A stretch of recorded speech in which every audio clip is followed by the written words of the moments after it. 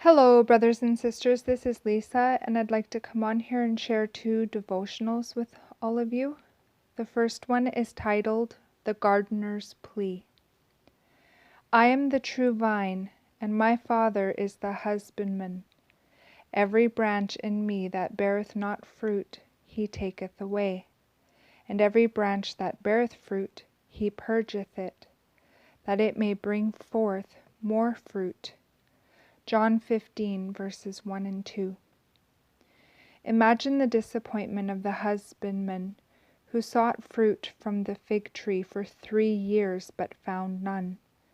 Jesus intended this parable chiefly for the Jews, who remained unfruitful even after he had labored among them for 3 years. But there is also a message for us. God, the husbandman, wants to see fruit in our lives. As he observes his fig trees, he clearly knows which ones are not bearing fruit. From some of them, he has been seeking fruit for years. Each year the tree refuses to bear fruit. Finally, the husbandman is ready to cut down such a tree. But Jesus, the dresser, intercedes on his behalf. He says, Lord, let it alone this year also, till I shall dig about it, and dung it, and if it bear fruit, well, and if not, then after that thou shalt cut it down. The husbandman consents to the dresser's plea, and the dresser starts to dig about the unfruitful trees, trying to remove things that have kept them from bearing fruit. The hindrances include the lust of the flesh, the lust of the eyes, and the pride of life. After dealing with these, he wants to fill their lives with good things that will produce fruit for the husbandman. When the dresser does this digging and fertilizing in our lives, the result depends on our response to his chastisement. If we refuse his work, we can expect to be cut down and cast into the fire. John 15, verse 6. But if we allow the dresser's work to make us fruitful, the husbandman will say, Well done, good and faithful servant.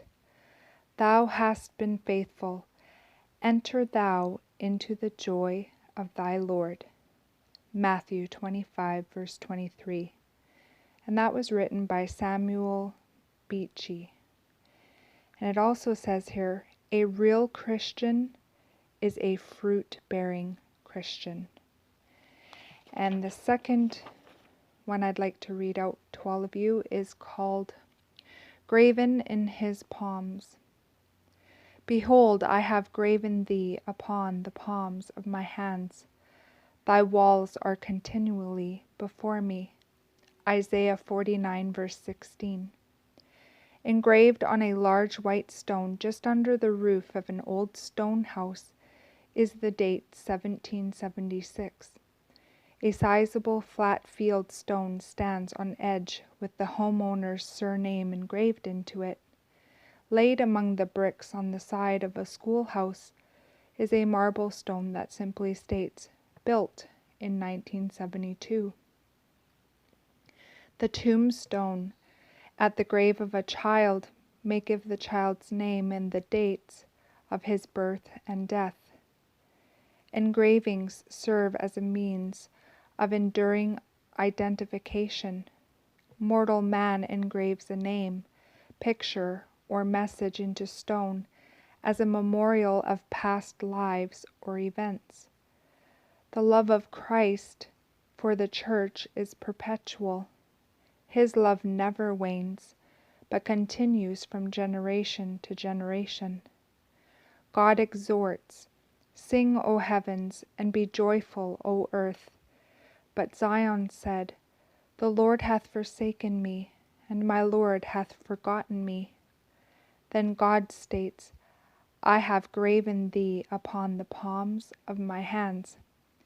God, not a priest or pastor, but God Himself has graven you there. He didn't just scribble a penciled note. He engraved deep impressions into His hands. Your past, present, and future life is all there.